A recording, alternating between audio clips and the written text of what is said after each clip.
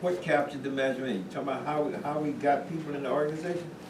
Even in this period, at this time, I have 14 people who were members of the Black Panther Party. Maybe 16, because that night I only had 14 out there. Because I know Big Man couldn't come, 2, 3 other people couldn't come. Anyway, so the cop jumps up. There's people on the sidewalk, you know, looking at us and stuff. It's nighttime, it's dark. And the cop says, "You have no right to observe me." Now, to show you where we were coming from, how we knew the law, how the disciplined group I put together. Remember, I've been in the military service, so I made people act in a very disciplined way. You didn't run around. Huey was saying, you know, if we can't say anything to the police officer unless he says something to us. I said, how do you mean that? He says, "Bob, what me and my professor found was that in certain California Supreme Court rulings, if the police officer first says something to you, then you can say anything you want back to him. That is not considered interfering with a police officer carrying out his duty." Why? Because the police officer says something to you first. So we don't say anything to the cop. We just stand and watch and stand a reasonable distance away. The cop says, "You have no right to observe me." And Huey says, "No, California State Supreme Court ruling states that every citizen has the right to stand and observe a police officer carrying out their duty as long as they stand a reasonable distance away. A reasonable distance in that particular room is constituted as 8 to 10 feet. I'm standing approximately 20 feet from you and will observe you whether you like it or not." And some sister on the sidewalk, she said, "Well, go ahead on and tell it, brother." "Is that gun loaded?" the cop says. And he says, "If I know it's loaded, it's good enough." "Well, I have a right here to say you have no right whatsoever." He recited something, United States Supreme Court, somebody versus so-and-so and so-and-so. "Therefore, you cannot remove my property from me without due process of law. Step back, you cannot touch my weapon." Tall black guy standing over there, he said, "Man, what kind of Negroes are these?" I'm telling you, it was 14 of us. One female with these long earrings. It's night. I mean, I could see, when I looked down there, I could see the light flicking off these earrings she had. She had one of these big afros. She couldn't afford, she and about 4 other people could not afford a leather jacket. So I bought two bush jackets, you know, black bush jackets. She had a big 44 pistol strapped to her side that Richard Aoki, our Japanese brother and friend and buddy, gave her, because Richard Aoki was a gun collector. This guy even had old muskets way back in his house.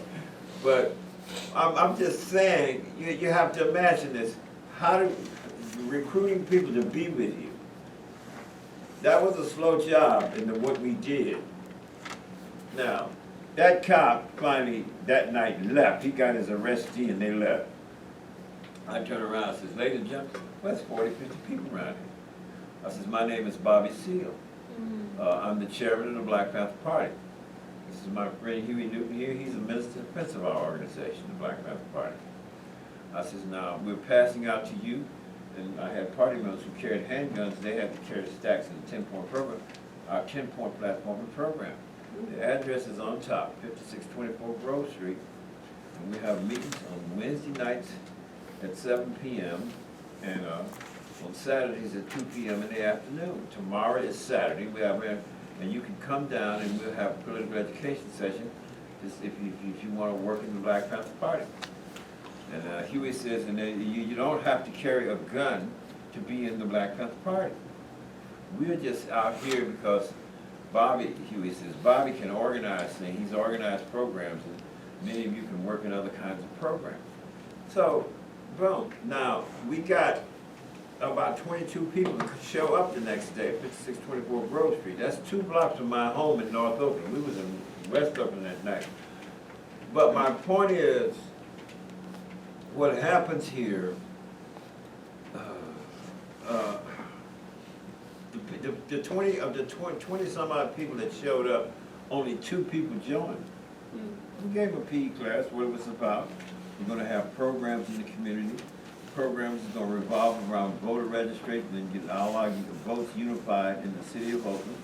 so we can take over some of these city council seats, and we can make some better rules about how the police should act, and we can have better rules and put better programs about our civil human rights here in the city. That's what the objective was. That's what the objective was of it. So the patrolling of the police was just a tactic to capture the imagination of the people. Boom. Well, it captured more than the imagination of the people, captured everybody. I didn't realize it happened. And then when I led the armed delegation, what, 6 months later, we went around the world. We were on the front pages of newspapers around the world. I didn't even know this was going to happen. This is in 1967. Still, with all of that notoriety, we still did not have any mass membership organization. We just had these 50-some odd people in the San Francisco and Bay Area who operated with us in the Black Panther Party. It would be the next year, 1968, that we organized and got about 400 people from Seattle to San Diego, up and down the West Coast, okay? And then when they killed and assassinated Dr. King, that's when people jumped in my organization. My organization, like I said, jumped from 400 people up and down the West Coast to 5,000 people and 49 chapters and branches, all through the summer. You know, I had anti-war students and other students bringing me to college campuses. People come up, we want to bring you out here to start the Black Panther Party. I said, well, go to the college and get the universities at the colleges there, the student organizations at the colleges. And they brought me out. Even in the summer, they brought me out. And I would speak at the colleges, and they'd have anywhere from 500 to 1,000 people in these little rallies. And then the black students in there who wanted to organize the Black Panther Party, we would have another separate session somewhere, some church or something, and organize a chapter of the Black Panther Party. And that's where we spread around the country. That's how we got to it. And notice this membership ran from April 4th, from the time Dr. King was murdered, to November, the election day that Nixon was elected.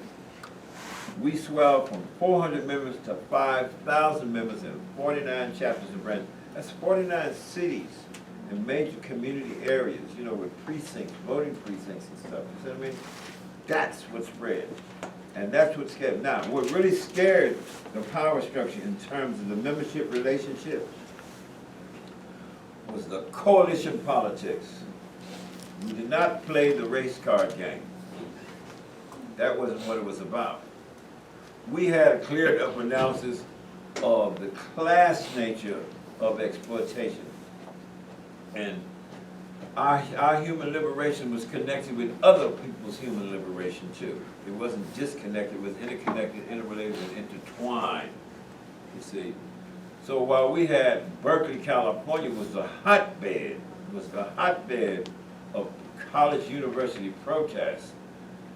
Wow, you're talking about getting really people to work, to do work.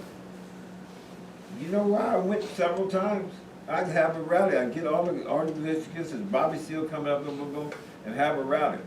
We're going to give away 10,000 full bags of groceries, and we're going to try to register 10,000 people to vote, and we want you to come down and work with us. What? I said, well, this is a protest movement hotbed, and I come up here to talk about it. And I told him, I got 500 people to sign up for the 10,000 full bags of groceries with a chicken in every bag. Now imagine that. Fat 3.5, 4 pound chicken in every bag. To do this, see, this is real. This is probably, what I'm getting ready to explain to you right quick right now, is probably one of the best grassroots political voter registration type organizing feats that was pulled off right here in Oakland, California. 10,000 full bags of groceries. I had a press conference at St. Augustus Church. Now, St. Augustus Church at 27th and West Street, in the upstairs, you know, with the regular pews, but you had the downstairs room. It was a large room. 3 times the size of this room. We signed up voter registrars there, we had the pre-breakfast programs there, the first pre-breakfast, all that stuff, okay? So we had the church, the whole church on our side. You see what I mean? We got in that, but my point is, I had a press conference, I had 2 4-pound chickens wrapped in cellophane bags, you know, and I had the press there, you know, 10 or 20 people in the press. Brothers and sisters, this is it. I'm holding up the chickens. We're going to have a chicken in every bag. We're going to give away 10,000 full bags of groceries at the open auditorium, blah, blah, blah, blah. I'm carrying on, blah. What? This is, yeah, we're going to have a voter registration drive, right? How do you give away 10,000 bags of groceries? It takes a meticulous, and you have to be imaginative to pull this thing off. You know what I mean? So I got coordinators all over the place. You know, boom, boom, boom. The people who are good in math, I bring them around me because they can calculate things for me right quick. You know, and we didn't have no computers. All we had was a slide rule. This is not quick method we had. William Roberts and John Kelly, they were the two top math people on the committees we made, etc. All right, how many cubic inches in the bag? Well, it's 800 cubic inches. I said, we ain't not dealing with no darn 800 cubic inch bag. William, the large bag I told you about, he says 1,400 cubic inches. I said, that's the bag. You mean we're going to have to give away groceries in the large bag? I said, yes. We're going to give away groceries in the large bag. No, I don't want to do that. My point is, you got coordinators, 20, 30 people around, and then they'll sign in pairs to do things. We got Synanon, is a big-time anti-drug group, but they got big warehouses of food and stuff, been donating to them for years and stuff, whatever, and they promised to give us something. I said, well, get over there and break it down into cubic inches. What do you mean cubic inches? I said, what are cubic inches? I said, what's the general cubic inches of a 16-ounce tin of vegetables? Boom, boom, boom. They said, yeah. I said, now how many 16-ounce tins can you get in the bottom of the bag? So we can get 8 in there. I said, and they calculated in cubic inches and how much cubic inches you take up. I said, how many cubic inches you got left? I said, well, this is something you got left. I said, okay, now. We have to literally take the idea of that.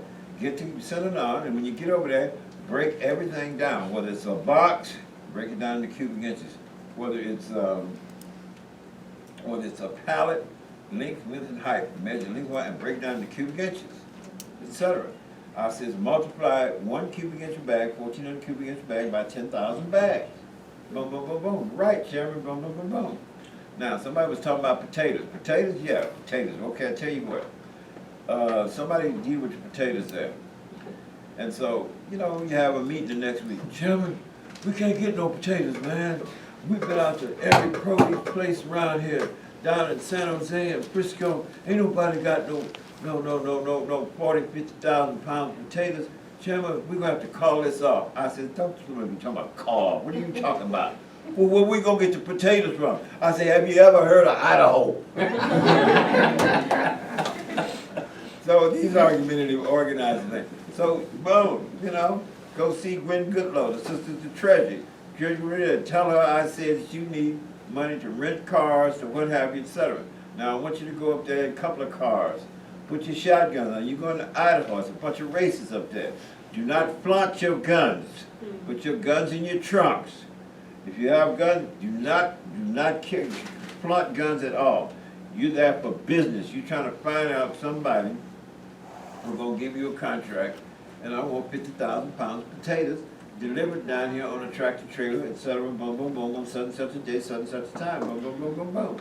And go do this here. Actually, they went over Idaho to 2 places, and they crossed the border back into Oregon. Yeah.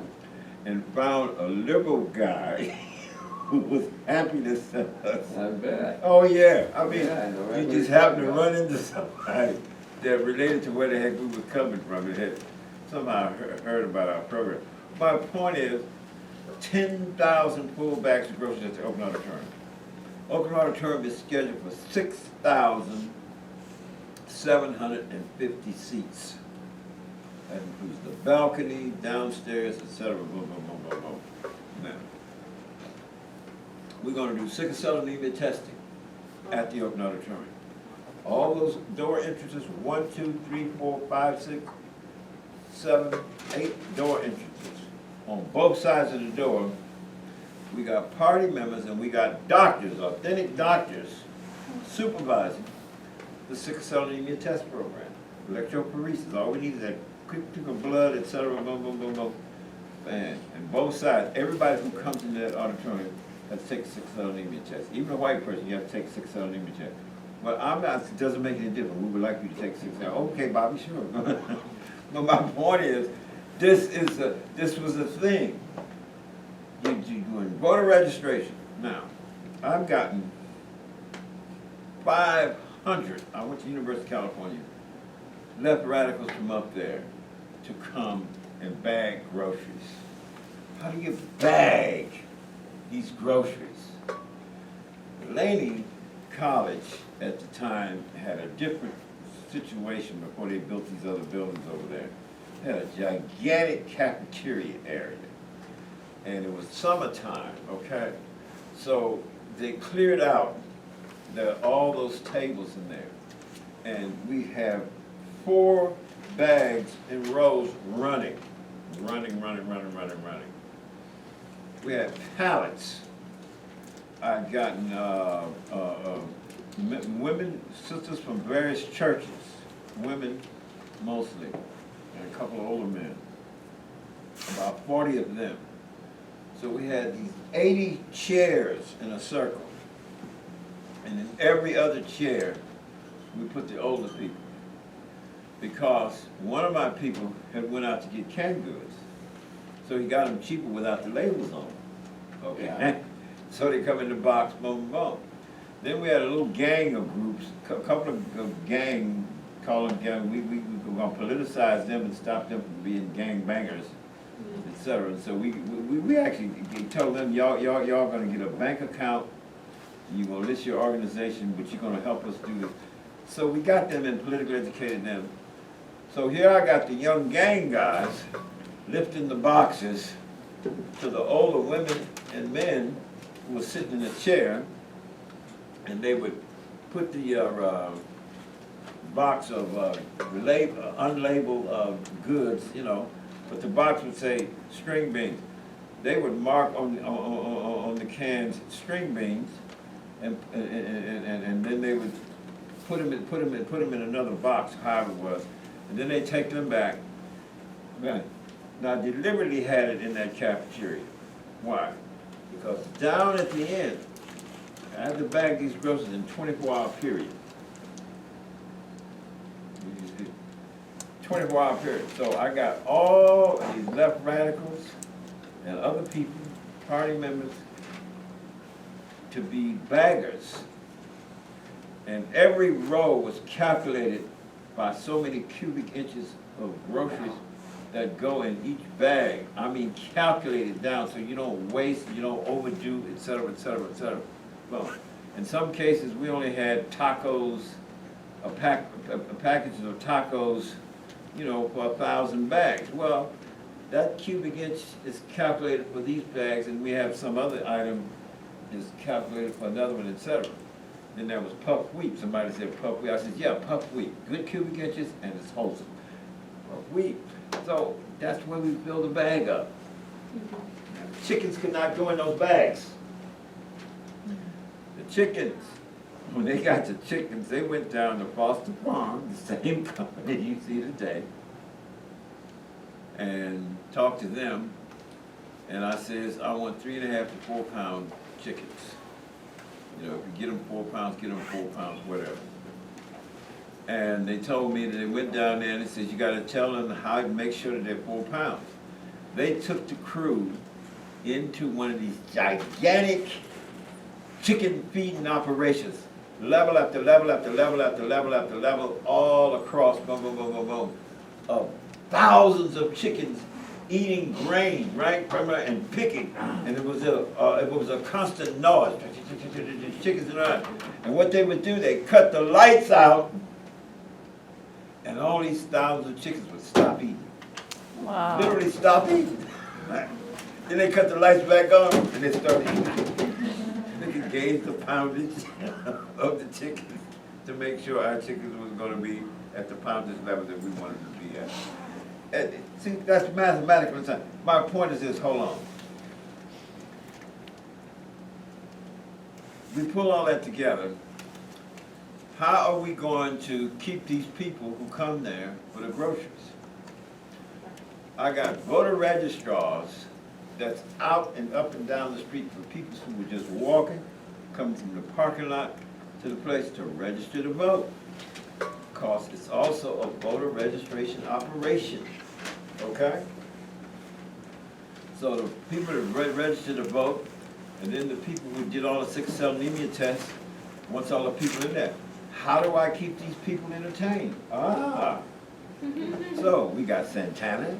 Oh my God. Oh yeah. We got John B. Hooker. Oh yes we did. Oh yes we did. And then we had another group called the Sisters Love. And then I had speakers, Reverend Earl Neal. I had Ron Dellum speak in between changing bands and keeping them entertained. You know, so it's organizing and as I used to tell part of me, you're going to get down to the nitty gritty and we ain't going to miss no nits or no grits. You with me now? So meaning you're going to pay attention to every specific and particular, et cetera, et cetera, et cetera. Measure that stage. Well, I said measure the stage. I says now, length and width. They measured the stage. I says now, the main curtain, how much we got? He says, well, we got 43, 44 feet. I said, I want 8-foot long tables. I want 5 8-foot long tables. These are 6 feet. 5 foot 8-foot long tables running back, and I want 2 tables. Says, and I want 1.5 foot at best between each 2 tables all across. I'm going to calculate the space on the top of the table for one bag and another bag. I want to calculate how many bags can go on top of those tables, and the same amount of bags got to be able to go under the tables. Now, all we could get up there is close to 6,000 bags of groceries. So they had the other big rooms on the right side. And I did the same thing, double tables, etc. And got all 10,000 bags of groceries. In other words, we hid the groceries. The people didn't even know where the groceries were. You know, people would walk up, I was walking in the aisle while people was doing things, etc. Boom, boom, boom. Young people said, hey, Brother Bobby, I did my voter registration. I remember a guy who was like a pimp or something. Hey, but man, I got my 2 kids here. Nah, he was talking something about, I got to make sure I get enough groceries here. So, you know, you're supposed to pay to take care of your kids or something like that. He was trying to use that. I said, whatever, you register to vote. He says, yes. Can my kids? I says, yes, your kids can get a bag of groceries apiece. It's 10,000. It was only 7,000 seats. About 8,000 people really did show up. This is 10,000 bags of groceries. They don't know where the groceries are. I'm entertaining these people. Santana is entertaining for an hour. Sisters Love is entertaining for an hour. John Lee Hooker is entertaining for an hour.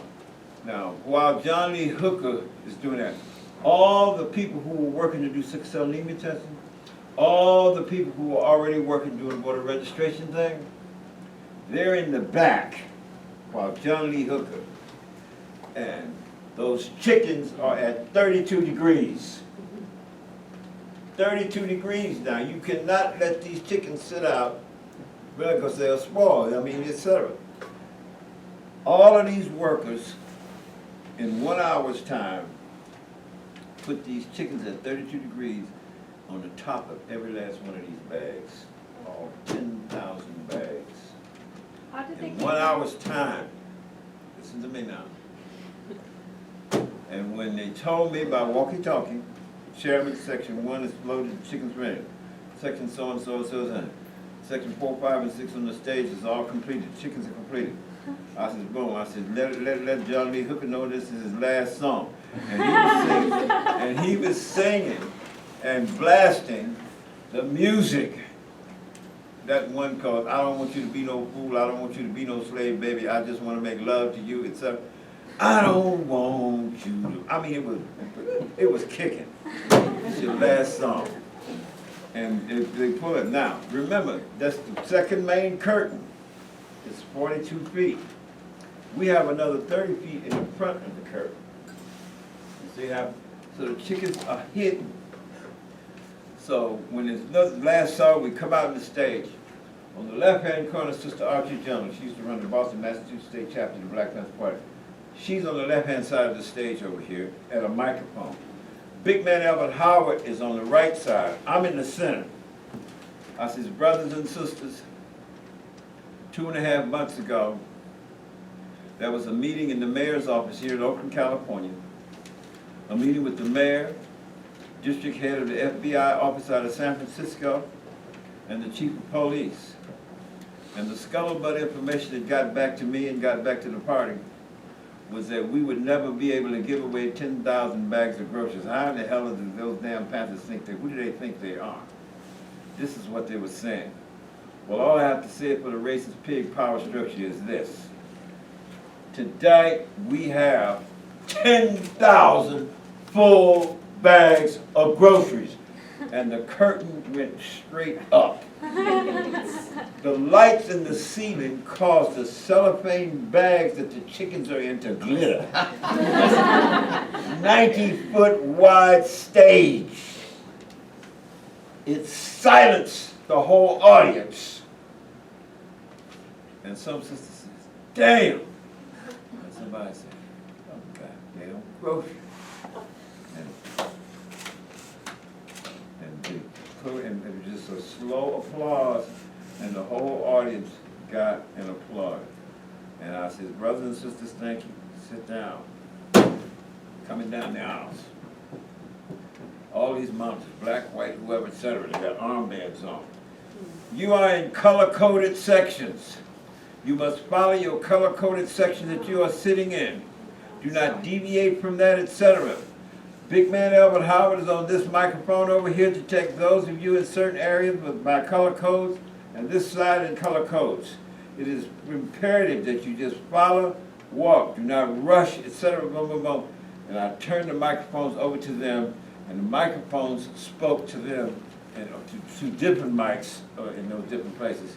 In 45 minutes, all those bags of groceries was given away, and people was headed home. You cannot let them chickens spoil, because your whole program is dead. Well, these people gave us some rotten meat. You can't do that. See, so getting down to the nitty-gritty and don't miss no nits and no grits is the organizing methodology. Now, I recruited people, understand, to do specific things and work in coalition politics. You know, by this time, of course, we had developed United Front Against Fascism Conference. We had our coalitions with 38, 39 different organizational groups. Half of them white left radicals or liberal groups. The other ones all the people of color groups and other organizational groups, other black organizational groups. I mean, I had a coalition with Dr. Martin Luther King's SCLC. I mean, I had that before Dr. King was killed. You see what I mean? I had a coalition with NAACP with Roy Wilkins, who was head of the NAACP at that time.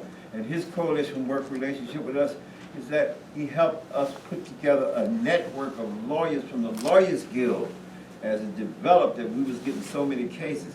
That's what the NAACP did for us. When I sued that commissioner in Connecticut, who backed that up? The NAACP. See, so it was coalition with other different organizations and relationships of things, you know, and that's what. So that whole question, you can see how because of certain programs and efforts that you publicize or popularize. But remember, we had high-profile protests going on, so it was easy to get a lot of people to do a lot of work. Give it up for Bobby Seale.